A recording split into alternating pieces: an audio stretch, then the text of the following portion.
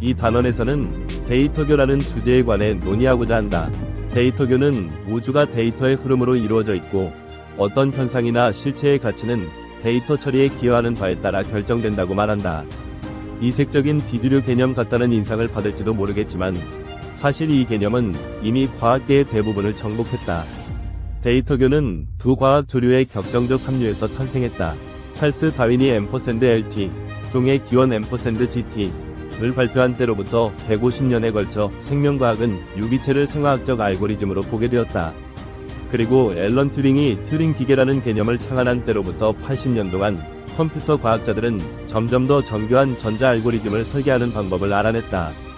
데이터교는 이 둘을 합치면서 정확히 똑같은 수학적 법칙들이 생화학적 알고리즘과 전자 알고리즘 모두에 적용된다고 지적한다. 데이터교는 그렇게 함으로써 동물과 기계의 장벽을 허물고 결국 전자 알고리즘이 생화학적 알고리즘을 해독해 그것을 뛰어넘을 것으로 본다. 정치인, 사업가, 보통의 소비자들에게 데이터교는 획기적인 기술과 막대한 새로운 힘을 제공한다. 또한 학자와 지식인들에게는 수백 년 동안 손에 넣지 못했던 과학의 성배를 제공하겠다고 약속한다. 그 성배란 음악부터 경제학을 거쳐 생물학까지 모든 과학 분과들을 통합하는 하나의 일반 이론을 말한다. 데이터교에 따르면 베토벤의 앰퍼샌드 LT, 5번 교향곡 앰퍼샌드 GT, 증권거래소의 거품, 독감 바이러스는 데이터 흐름의 세 가지 패턴으로 동일한 기본 개념과 도구를 이용해 분석할 수 있다. 엄청나게 매력적인 개념이다. 모든 과학자가 공용어로 소통하고 학문 사이를 연결하는 다리를 만들고 탁월한 식견이 학제를 가로지르며 자유자재로 오간다고 생각해보라. 음악가, 경제학자, 세포생물학자들은 마침내 서로를 이해할 수 있다. 데이터교는 두 모태 학문에 단단히 뿌리내리고 있는데 바로 컴퓨터 과학과 생물학이다. 둘 중 생물학이 더 중요하다. 컴퓨터 과학 분야의 한정된 변화가 생명의 본성 자체를 완전히 바꿀 수 있는 엄청난 파급력을 지닌 격변으로 바뀐 것은 생물학이 데이터교를 수용하면서부터였다. 유기체는 알고리즘이며 기린, 토마토, 인간이 단지 데이터를 처리하는 각기 다른 방법에 불과하다는 개념에 동의하지 않는 사람도 있을 것이다. 하지만 이것 이현 시점의 과학적 정설이며 우리 세계를 알아볼 수 없을 정도로 바꾸고 있다는 사실을 알 필요가 있다. 오늘날에는 개별 유기체들만이 아니라 벌집, 박테리아 집단, 숲과 도시 같은 사회 전체가 데이터 처리 시스템으로 간주된다. 경제학자들도 점점 데이터 처리 시스템으로 경제학을 해석하는 추세이다. 일반인들은 경제가 밀을 재배하는 농부, 옷을 만드는 노동자, 빵과 속옷을 사는 소비자로 구성된다고 생각한다. 하지만 전문가들은 경제란 욕망과 능력에 관한 데이터를 수집해 그 데이터를 결정으로 전환하는 메커니즘이라고 생각한다. 이렇게 보면 자유시장 자본주의와 국가가 통제하는 공산주의는 서로 경쟁하는 이념, 윤리적 신조, 정치제도가 아니다. 기본적으로 이 둘은 경쟁하는 데이터 처리 시스템이다. 자본주의는 데이터를 나누어 처리하는 반면 공산주의는 중앙에서 모두 처리한다. 자본주의가 냉전에서 승리한 것은 적어도 기술 변화가 가속화되는 시대에는 중앙 집중식 데이터 처리보다 분산식 데이터 처리가 더 효과적이기 때문이다. 공산당 중앙위원회는 20세기 후반에 급변하는 세계에 대처할 수 없었다. 정부라는 거북이는 기술이라는 토끼를 따라잡지 못한다. 앞으로 몇십 년 동안 우리는 기술이 정치보다 한 발 앞서 우위를 점하는 인터넷 같은 혁명들을 더 많이 보게 될 것이다. 인공지능과 생명공학은 곧 우리 사회와 경제, 그리고 우리의 몸과 마음까지 앞지를 텐데도 우리의 정치적 레이더망에는 좀처럼 포착되지 않는다. 현재의 민주적 구조들은 관련 데이터를 충분히 빨리 수집해서 처리하지 못하고 대부분의 유권자들은 적절한 여론을 형성할 수 있을 만큼 생물학과 사이버네틱스에 대해 잘 모른다. 따라서 전통적인 민주정치는 중요한 사건들을 제어할 수 없고 미래에 대한 유의미한 비전들을 우리에게 제공하지 못한다.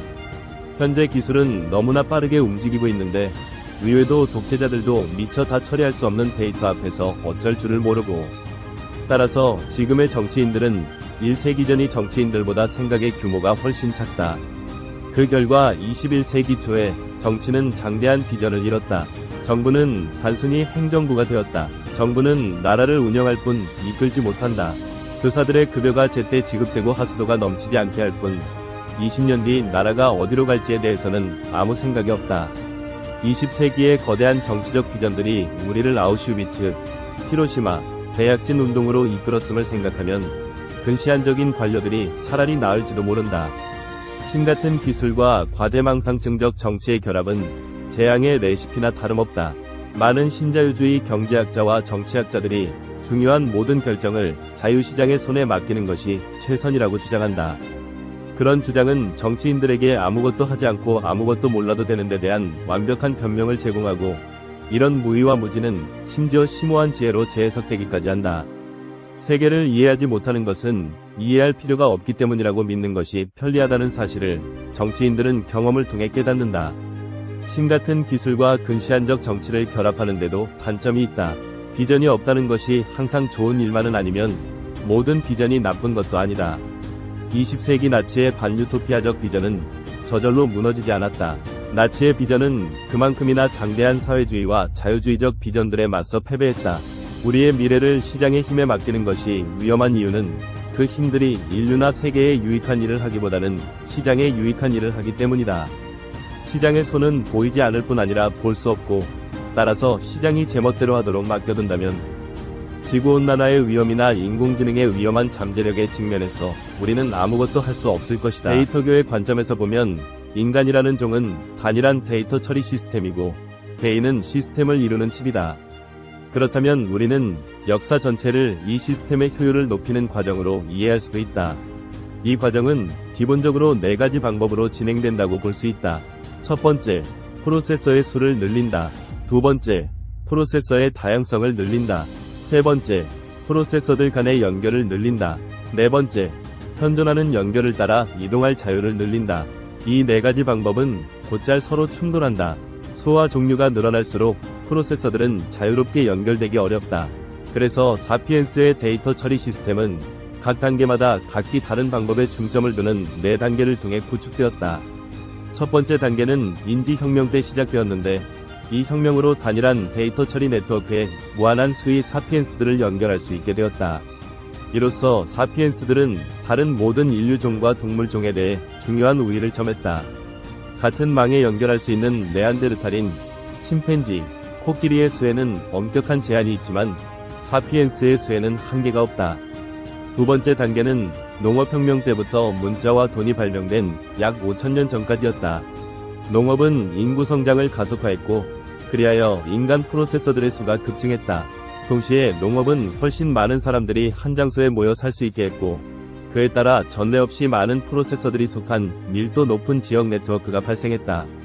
뿐만 아니라 농업은 네트워크들끼리 서로 교역하고 교류할 동기와 기회를 마련했다. 그럼에도 두 번째 단계까지는 원심력이 여전히 우세했다. 문자와 돈이 부재하는 상태에서 인간은 도시, 왕조, 제국을 건설할 수 없었다. 인류는 여전히 저마다의 생활 양식과 세계관을 지닌 수없이 많은 작은 부족들로 나뉘어 있었다. 인류 전체를 통합하는 것은 공상으로도 중요한 일이었다. 세 번째 단계는 문자와 돈이 발명된 약 5000년 전부터 과학혁명이 시작될 때까지였다. 문자와 돈 덕분에 마침내 인간 협력의 중력장이 원심력을 압도했다. 인간 집단들은 결합하고 융합해 도시와 왕국을 이루었다. 도시들과 왕국들 사이의 정치적, 상업적 연결도 단단해졌다. 화폐 주조법, 제국, 보편적 종교가 등장한 기원전 1000년 이래로 인간은 지구 전체를 아우르는 단일한 네트워크를 의식적으로 꿈꾸기 시작했다. 역사의 마지막 4번째 단계에서 이 꿈은 현실이 되었다. 이 단계는 1492년경에 시작되었다.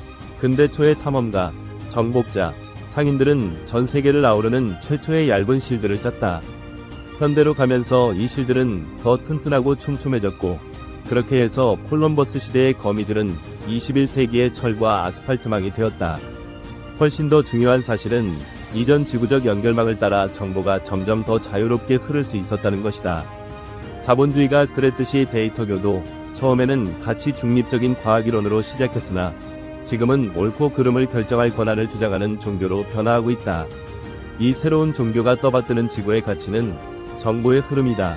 생명이 정보의 움직임이라면, 그리고 생명이 좋은 것이라면 우리는 우주의 정보 흐름을 더 깊고 넓게 확장하여야 한다. 데이터교에 따르면 인간의 경험은 신성하지 않고 호모 사피엔스는 창조의 정점도 호모 데우스의 전구체도 아니다. 인간은 그저 만물 인터넷을 창조하는 도구이며 만물 인터넷은 결국 지구에서부터 은하 전체를 아우르고 나아가 우주 전체로까지 확장될 것이다. 이런 우주적 규모의 데이터 처리 시스템은 마치 신과 같을 것이다. 이런 시스템은 어디에나 존재하며 모든 것을 통제할 것이고 인간은 그 안으로 흡수될 것이다. 인본주의는 경험이 우리 안에서 일어나고 우리는 일어나는 모든 일의 의미를 우리 안에서 찾음으로써 우주의 의미를 채워 넣어야 한다고 생각했다. 그런데 데이터 교도들은 경험은 공유되지 않으면 가치가 없고 우리는 자기 안에서 의미를 발견할 필요가 없다고 믿는다. 자신의 경험을 기록해 거대한 데이터의 흐름에 연결하기만 하면 된다. 그러면 알고리즘들이 그 경험의 의미를 알아내 우리에게 무엇을 하라고 말해줄 것이다. 데이터 조각의 가치는 어느 것이나 같다. 하지만 인간은 자신의 경험에 대해 시를 써 온라인에 게재할 수 있고 그렇게 함으로써 전 지구적 데이터 처리 시스템을 풍성하게 한다. 이것이 인간의 데이터 조각들을 중요하게 만든다. 우리는 자신이 여전히 가치 있다는 것을 자기 자신과 시스템에 증명해야 한다. 그리고 가치는 경험을 하는 데 있지 않고 경험들을 자유롭게 흐르는 데이터로 전환하는 데 있다. 데이터교는 인간의 경험을 데이터 패턴으로 여김으로써 권위와 의미의 원천을 파괴하고 18세기 이래로 한 번도 경험하지 못한 위력적인 종교혁명을 예고한다.